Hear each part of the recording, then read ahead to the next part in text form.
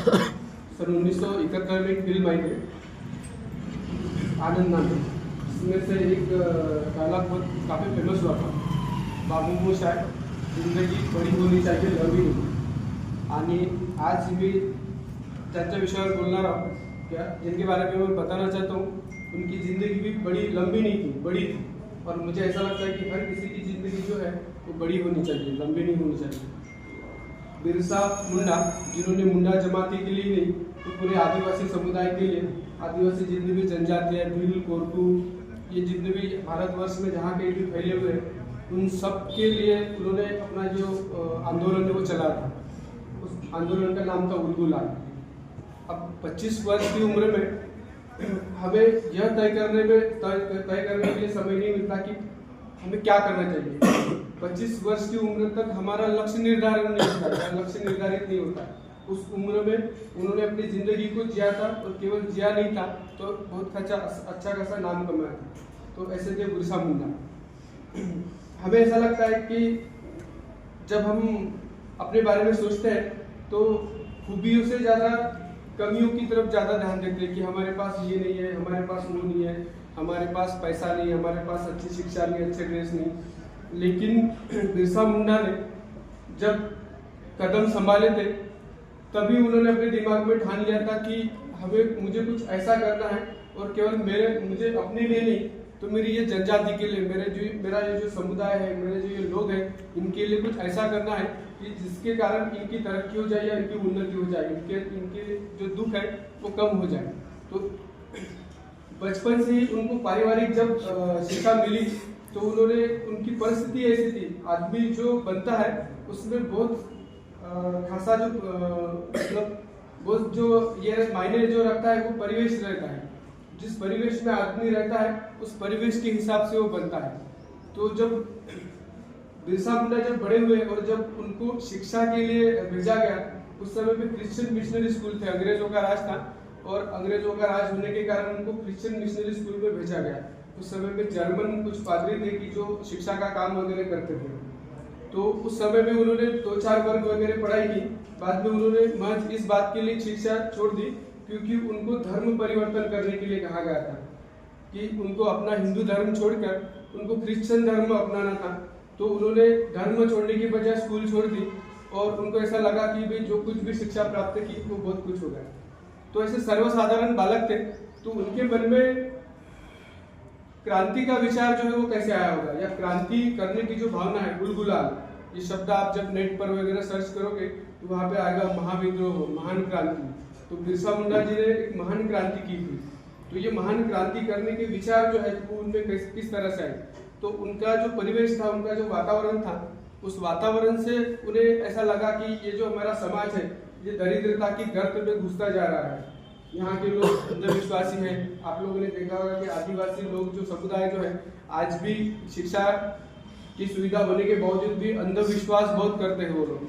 तो अंधविश्वासी था, विस्थापन की समस्याएं थी, उनकी बाल विवाह था, बाल मजदूरी थी, और ऐसी कई सारी गलत प्रथाएं थी। मोताना नाम की एक प्रथा थी आदिवासी समुदाय में, जो कि मुंडा जाति में, भील जाति में, कोरकू जाति में काफी प्रसिद्ध थी।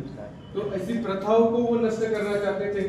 वो केवल क्रांति नहीं लाना चाहते थे, तो वो समाज को परिवर्तित करना चाहते थे। उनका उद्देश्य केवल अंग्रेजों को भगाना नहीं था, तो समाज में, उनके समाज में जो भी कुछ बुरी बातें थी तो उनको दूर करना था, उनके समाज को प्रगत करना था, या उनके ऐसे मानो कि उनके समाज में जो भी गलत बातें हैं उनको वो मतलब भगाना चाहते थे, निकालना चाहते थे। तो इसलिए भी उन्होंने कोशिश की। आदिवासियों में शराब पीने का काफी प्रचलन था, तो इसलिए उन्होंने गांव-गांव जाकर लोगों को इकट्ठा करके शराब न पीने की उनको मतलब विनती की कि शराब पीने से किस तरह से दुष्परिणाम होते हैं, शराब पीने से घर किस तरह से बर्बाद होता है। कई समाज में ऐसे होते हैं कि बड़े पिता जो है या बड़े बुजुर्ग शराब पीते हैं और बच्चों को काम पर भेजते हैं। तो ऐसी उनके भी समाज में ऐसी परिस्थिति थी, तो उसको सुधारने का उन्होंने काम किया।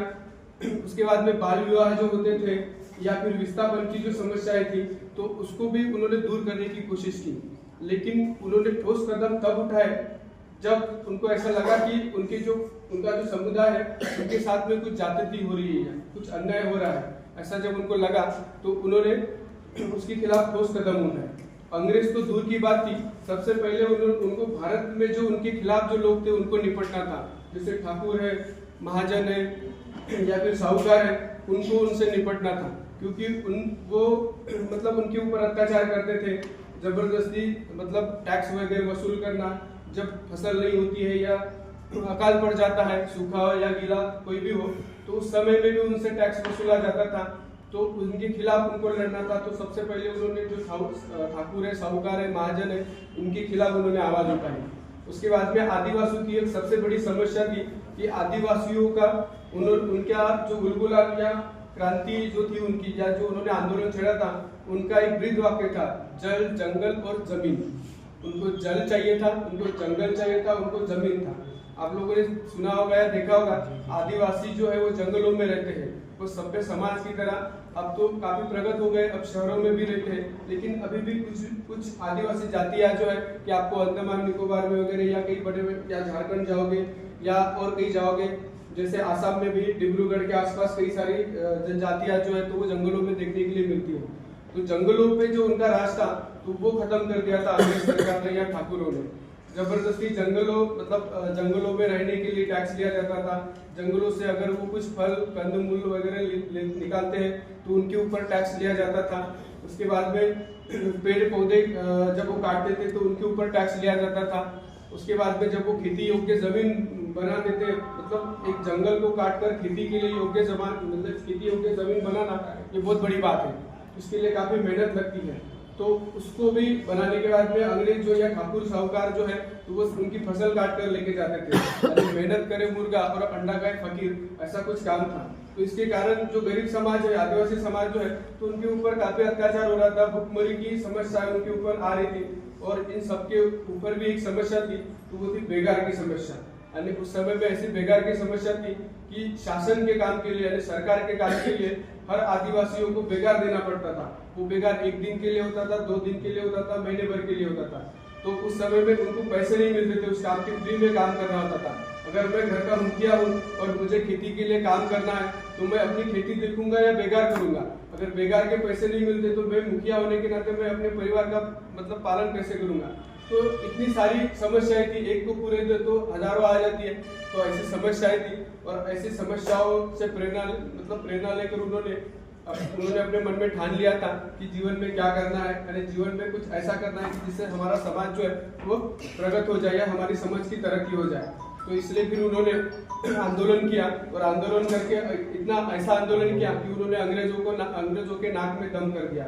अपना तीर कमान लेकर वो जंगलों में छुपे रहते थे या जंगलों में रहते थे। अपने साथ में उन्होंने कई सारी युवाओं की टोली बनाई थी, सेना बनाई थी और उन्होंने अंग्रेजों का मुकाबला किया था, महाजनों का, साहूकारों का मुकाबला किया था। वो साहूकार जो जोर जबरदस्ती टैक्स वगैरह लेते थे, उनसे वो धन लूटते थे और गरीबों में वो बांटते थे। जैसे रॉबिन हुड का नाम सुना होगा आप लोगों ने। बस इस तरह का काम जो है तो वो बिरसा मुंडा जी ने किया था। उनकी इतनी दहशत थी कि जब उनको अंग्रेजों ने पकड़ लिया था तो पकड़ने के बाद में भी जब उनको लाया गया लोगों के सामने तो उनके पैरों में और गले में, हाथों में जंजीरें पहना दी थी ताकि वो निकल कर भाग न जाए। तो ऐसे बिरसा मुंडा थे कि जिन्होंने बहुत ही कम उम्र में छोटी उम्र में बड़ा काम किया था। तो इससे हमें काफी सारी सीख मिलती है कि हमें भी अपने जीवन में कुछ ऐसे कार्य करने चाहिए कि जिससे हमारा नाम रोशन हो और अच्छे काम करने की कोई सीमा नहीं होती। तो और भी बहुत ज्यादा कार्यक्रम है हमारा, बोलने के लिए बहुत है। और मैं आपको बताना चाहता हूँ सर कि आपने जब बिरसा मुंडा के ऊपर मुझे बोलने के लिए कहा था तो मुझे बहुत खुशी हुई, क्योंकि मेरे जो पीएचडी का विषय है वही आदिवासी चेतना है। आदिवासी चेतना जो है, आदिवासियों का जो दुख है, आदिवासियों की जो प्रथा है, मैंने उस पर 400 पेजेस का एक प्रबंध लिखा है और गत वर्ष मुझे आचार्य पदवी से सम्मानित भी किया है। तो सर मुझे बहुत अच्छी बात खुशी हुई कि आपने मुझे इस विषय पर बोलने के लिए दिया। आयोजकों का मैं धन्यवाद देता हूँ और यहाँ मेरे दोस्तों